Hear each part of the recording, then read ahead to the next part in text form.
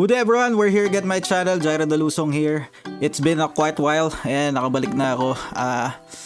Today is kinda good day for me because I still had a lot of free time to make some videos, no?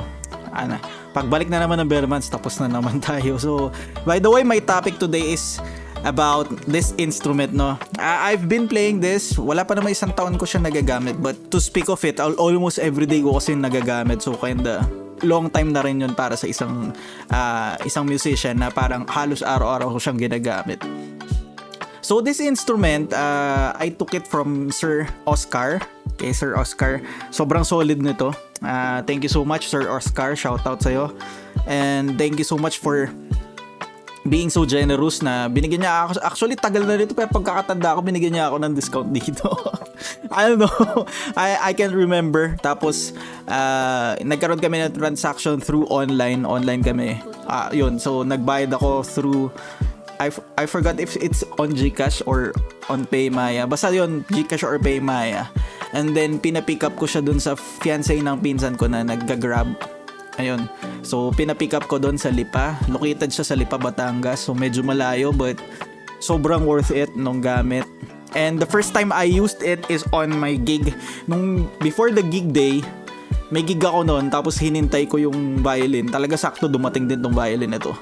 So, by the way, ayan, ang topic ko is about pros and cons ng Yamaha electric violin. So, maybe may karapatan. Siguro, isa ako sa may KD na magsalita dito because I already used this instrument for a long time sa mga gigs, no? And I figured out a lot of things about this instrument. Hindi siya super perfect instrument, but I see to it na isa to sa pasok sa standard na sa isang gusto mag-event na musician. And I really recommend this instrument to a lot of people na gusto ng alam mo yun, yung parang solid lang, yung chill lang na instrument. And these are the pros and cons. So dito muna tayo sa pros. Number 1, lightweight. Kaya ako siya nasabing lightweight. And actually nakita niya naman yung review din na nung first time ko na pinatesting to kay Sir Emil. Nung first time ko pinatesting sa kanya, nagaanan siya.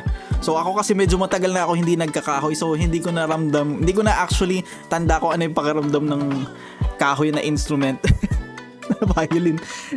But yeah, so pero dito sa instrument na to, sobrang nagagaanan ako. So kuhanin ko na lang para ayan siya. Magaan siya, super gaan. Like basta magaan, I don't know. Hindi ko alam kung ano yung, hindi siya super plastic yung loob, but yun yung masasabi ko sa kanya, super gaan niya compared sa lahat ng nagamit ko na electric violin. Isa to sa pinakamagaan. Teka, ibababa ko lang muna. Very lightweight. And syempre sobra, as a gig boy na almost everyday nagigig, sobrang compact niya, pati lalagyan niya compact din. Pati pag gagamitin mo sa gig, sobrang, alam mo yun, kasya agad sa lalagyan, or kahit kunyari magbabiyahe ka sa jeep or bus, pwede mo siya ilagay dito sa gitna, nandito, yan, dyan. Yung case, hindi yung violin. Yung case and the violin itself, yun yung pakiramdam ko noon. And yun lang, swabe, sobrang sarap niya gamitin. Number 2, stand alone, no need to use pedal boards. Yan.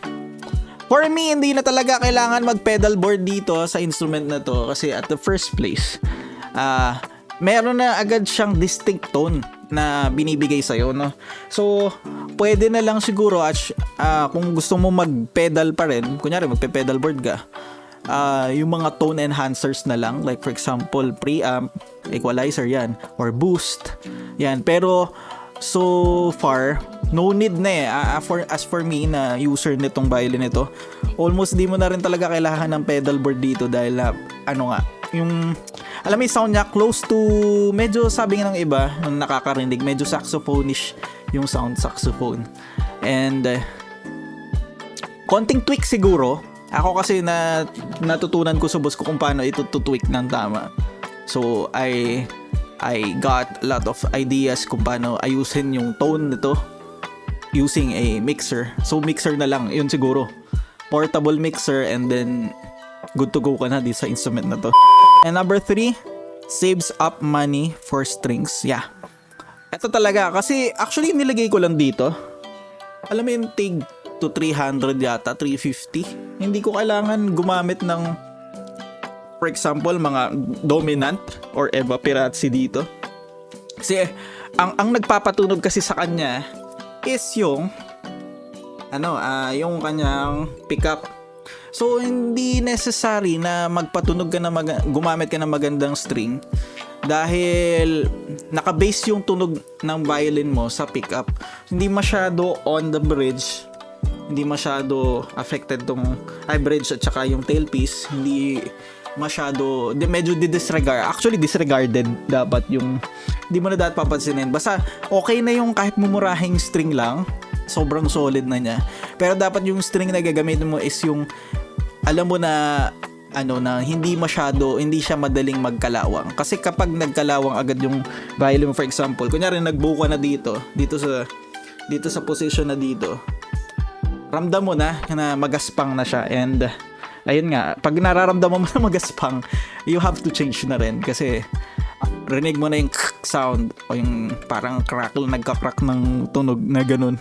And ayun nga, as for this instrument, yung tunog nga niya is nasa pickup. So yung pickup na yung pickup nito is in here. Andito yung pickup ng violin na to, ng SV, no? Silent violin kasi ang type na ganito. Magkaiba pa yung electric violin sa mismong silent violin. So I'm gonna discuss that later. Magkaiba po yun. So number 4, have built-in effects. So kaya nga sabi ko sobrang portable niya. Doon nga ako nagtataka actually before ko i-explain. Sobrang gaan niya pero may effects na siya. 'Di ba? Parang bibihira sa instrument na ganun eh. Kasi usually pag may effects yung instrument mo or kahit anong gamit mo pa is medyo mas dadagdag yung bigat niya. Pero dito sa instrument na to, sobrang gaan pa rin niya kahit may built-in effects na siya. So meron tayong reverb here. Ayun, nandyan. Actually baka hindi nyo makita pero nandito yan. May reverb dito, may hall 1. Sa reverb niya merong room, merong hall 1, hall 2 reverb. Tapos makakapili ka rin dito sa on and off niya. Dalawa kasi switch dito. On and off. Sa on, syempre on, walang effects yun. Pag sinagad mo siya ng taas, reverb on. So lalabas yung reverb. Mas lalo mong makikita magagamit mo yung reverb na naka-built-in sa kanya. So much so far, ang gagi kong ginagamit dito is yung hall 1. Maganda kasi yung hall 1 reverb niya. So solid din sa if wala talagang maayos na reverb yung mixer na gagamitin mo. Solid na rin siya. Tapos number 5, easy to mix, no? Kasi compared sa mga cheap violin, I already posted naman yung cheap violins before, yung mga cheap electric violin. Na yun nga, sabi ko nga, medyo mahirap yung pagkaka-pick up ng sound niya kasi ang weird nung tunog ng pickups niya. Pero dito, napakadali niya i-tweak. Kasi maganda na yung tone niya eh.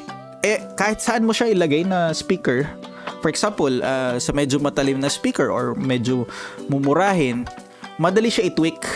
Ganon din sa mamahalin na speaker na gagamitin mo for events. Ako kasi sanay kami ng mga musician kami, nung mentor ko din na nagtuturo sa akin sa mixing, na iba't iba yung speaker na tutugtugan namin. So medyo kabisado na rin, medyo nakakabisa ko na rin yung characteristics ng bawat speaker na tinutugtugan namin. For example, QSC. For example, Presonus na speaker. For example, yung mga mumurahin like Kevlar, yung mga ganyan. Medyo kabisado ko na yung sound kung paano siya itutweak sa violin na to. So pag ganun yung speaker, nakita ko agad, automatic alam ko na yung paano i-mix yung sound niya para mabigay yung talagang great tone na hindi masakit sa tenga. Yun lang. So much for the pros. Ito naman yung mga negatives na nakita ko. Shoulder rest is not adjustable. Ayan, ito number 1. Ito siya. Ito nga pala yung shoulder rest niya. Ayan, shoulder rest medyo weirdo, no guys? Ayan. Ganyan. So yung lagay na shoulder rest, sorry, hindi makita eh. Ayan. Medyo weird kasi dapat di ba nakasakop na ganun. Dito hindi, ano mo lang siya. Itutuhog mo lang siya sa butas. So ayan yung butas. Kita nyo ba guys? Sorry. Ayan. Ayan, ipupush nyo lang dyan. So hindi siya medyo adjustable kasi merong mga gusto medyo nakaangat yung shoulder rest nila or nakababa. Dito sa Yamaha na to, hindi. Push and ano lang siya. Medyo hindi siya adjustable. So, sa mga hindi sanay sa ganitong shoulder rest, kailangan masanay kayo. Kayo mag-a-adjust. Hindi yung violin yung mag-a-adjust para sa inyo. Medyo, yun nga. Yun lang naman. And number 2, too much treble. Ayan. So, sinasabi ko nga kanina. Dahil nga too much treble siya, yung parang ganun yung sound niya na medyo matapang. I don't know why. Basta matapang siya eh. Kumbaga compared sa mga iba't ibang violin na narinig ko, parang distinct na yung sound niya. So, ibig sabihin parang yun na yun. Mismo talaga. Yun. Pero pag pinalsak mo kunwari nang hindi mo siya tinimpla sa mumurahing speaker, medyo matalim siya sa tenga. So pag nagdagdag ka ng volume, medyo masakit talaga siya sa tenga. So what I usually do is to lessen yung highs and the mid. So mas maganda talaga na meron kang graphic EQ. Kasi sa graphic EQ, pwede mo patayin ng by frequencies yung tunog. Kunyari, sobrang talim talaga, di patayin mo yung mga highs niya. Like for example, yung mga nasa 4,000 pataas na hertz, pwede may baba. 1,000 medyo bawas nga ako pag nagmi-mix ako nito. Medyo yung 1,000 hertz, medyo bawas siya. Pero yung mga naka-highlight sa akin is like the lower, like mid and low, like 400 to 800 and then yun lang yung medyo nakaangat ng onte kasi yung 800 plus is on E string. Ito yung open E string yan, 800 plus yan. Yan yung sound niya. Yung A naman 440. Yan, ganyan yung tuning ko. So, inaral din namin yan. Kailangan mo rin matutunan yan as a musician din, lalo na sa event ka at tumutugtog sa iba't ibang klaseng venue and sa iba't ibang klaseng speaker. You have to know those things. And at the same time, yun, nagdadagdag ako ng lows minsan kasi gusto ko na medyo darker yung sound ng lower string niya. So, yun lang naman yung mga onting tweak na kailangan dito sa violin ito, but so far so good naman siya, sobrang okay siya. And the last one na cons na nakita ko is na number 3, battery operated siya or powered instrument siya. So pag sinabing powered or active, eto active to eh, pag active instrument siya, kailangan mo siya ng battery, bago mag-play. So yung lagay ng battery here, ayan, wait lang, hindi ko mapakita sa natin. Ayan. Yan, ilagay ng battery. The battery itself, AA. So, ang ginagamit ko is yung pangmatagalan na meron akong 6 nito. 8 pairs. 4 pairs. 4 pairs nito. Kasi kailangan talaga medyo alert ka sa kanya kapag gagamitin mo. May times kasi na-experience ko dito pag minsan pag natugtog ako, bigla nila ako malulobat. Diba? Parang tumutugtog ganun, tapos biglang nalobat, pak! Puputok yun eh, pak! Parang ganun yung tunog na sa speaker. Although hindi naman sobrang lakas, pero rinig mo na pak! Gumanon. So, may tendency makasira din kasi na speaker yun. And at the same time, biglang tahimik yung tunog. So, wala kang tunog pag binuo mo. Oh, walang tunog! Oh my God, lobat ako. And then, na-experience ko yun sa mga solo. Alam mo, nagsosolo ako, ganun. Kaya maingat ako kadalasan talaga kapag nagva-violin ako sa violin, sa gig namin, automatic nakapalsak na agad yung charger. Yung mga nakareservang batteries, nakapalsak na. Tapos, ilalagay ko na agad yung alam ko na full battery. Kasi, yung battery naman ito, hindi naman siya sobrang lakas mag-consume, no? Pero, see to it na sa isang buong gig mo, for example, you have 3 sets. 3 sets ka sa isang gig. Yung 3 sets na yon, talagang may chance na maubusan ka ng laman ng battery. So, kailangan may full charge.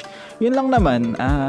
Yun yung mga cons niya. Kasi kaya nga, battery powered siya. Medyo lower yung alamig sabihin ko, nagko-consume siya minsan talaga minsan nagkakaroon ng hassle yan nga. Minsan talaga nagkakaroon ng hassle dahil sa battery. And maririnig mo actually yung naglo-lowbat na siya kapag may naririnig ka ng ground, small ground na tunog. Pag narinig mo na yon, automatic you have to change the battery na kagad para hindi ka na malobatan pa. Pero yung iba kasi hindi naririnig yun. I don't know. Pero ako naririnig ko. So, kapag narinig ko na yon, teka, may ground na yung battery ko, automatic. Kasi we see to it na every time na magsa-soundcheck kami with my band, na automatic namin yan, soundcheck lahat, isa-isang instrument ko. So, kapag pa-testing pa lang doon at narinig ko na may humming na siya na lows, automatic, na yon, lowbat na. So, pag ganun yung nangyayari, papalit na agad ako. And then, charge ko na agad yung kapalit na battery. Tapos, may mga sunod pa akong mga batteries na full battery, syempre, na nakareserba for the gig itself. Kasi, syempre, ayaw natin na magkaroon ng aberya sa gig. So, marami talaga lagi tayong backup. Yun po ang mahalaga. So, yun lang po guys. Thank you so much for watching. I hope, kasi kaya ako actually kinontent to kasi marami na nakikita gumagamit ng violin na to, and masasabi ko, you can share nyo naman sa akin kung ano yung feeling na gumagamit ng ganitong klaseng violin. This is kinda mid to high tier na violin. Pasok na rin kasi siya sa high-end violin kasi nga isa siya talaga sa most na produce na instrument dahil nga Yamaha to eh. Sobrang solid din niya tumunog. Yun lang naman guys. And for me, kung i-rate ko siya 1 to 10 sa gig, siguro 8 or 9 kasi portability. Ngayon nga, sinabi ko na lahat na ng pros niya. Kasi dami na nitong nasalbang gig ko na talaga minsan, diba, pagod na pagod ka. Kahit hindi madiin yung pagkakabow mo, tigasan mo lang yung bow mo, tapos kahit medyo light lang yung bows mo, hindi ka mapapagod hindi ka talaga mapapagod sa pagtugtog sa kanya. Compared to other violins na nagamit ko na electric, ito talaga sobrang komportable. Yun lang guys. So, hope you can share your experience sa instrument na to. And yun lang guys. Hope natulungan ko kayo. Thank you so much for watching. Jared Dalusong here. Bye.